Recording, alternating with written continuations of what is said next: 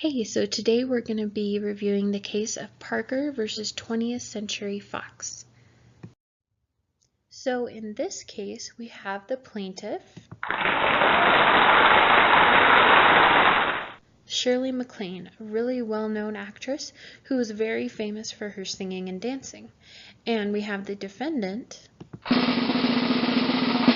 20th Century Fox, a very large movie production company. So their contract was basically an acting contract. Shirley MacLaine was going to play the lead role in a musical called Bloomer Girl. This was a very famous Broadway musical, a lot of singing and dancing in it, so it was right up Shirley MacLaine's alley. The contract stated it was going to be filmed in Los Angeles, and that Shirley MacLaine would have the power to approve the director and the screenplay, which was a really big thing for that time. Her salary would be $750,000, but that was canceled by 20th Century Fox. So 20th Century Fox sent Shirley MacLaine a letter notifying her of the cancellation, and they wanted to see if she wanted the new role they were offering her for Big Country, Big Man. Now, this was going to be a completely different film. It was going to be a drama, western, no music really at all. And the problem with this was it was in Australia, so it was really far away. And let's face it, Australia has all kind of crazy animals and dangerous animals, so she didn't really want to go there.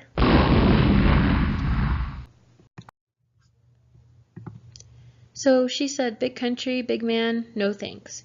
She waited the week and then she went ahead and replied that she didn't want it. So overall, Bloomer Girl was the better offer. She had the opportunity to have the say in the production, and it utilized her singing and dancing skills. Big Country, Big Man had the same salary, but it didn't give her the control over the production, like choosing the director. And as we said before, it was less suited towards her talents, no music, no dancing.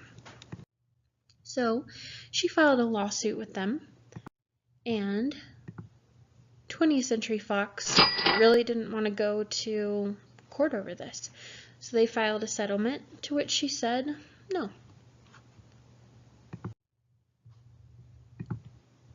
So what was she suing for?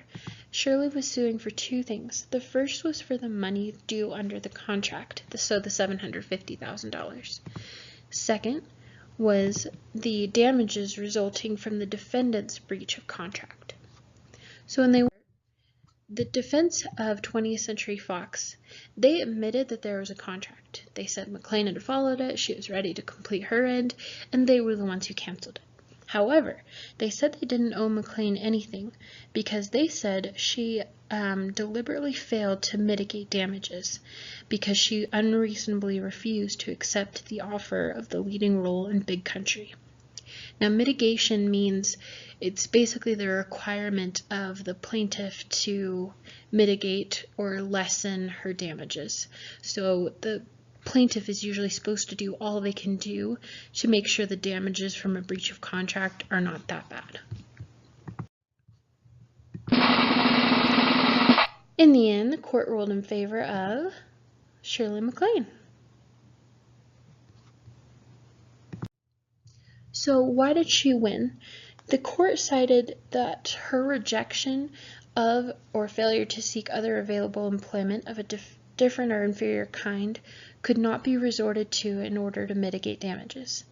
So a direct quote from the case was that Bloomer Girl was to be a musical revue, calling upon plaintiff's talents as a dancer and an actress, and was going to be in the city of Los Angeles, whereas Big Country was going to be a straight dramatic role in a western type story taking place in Australia.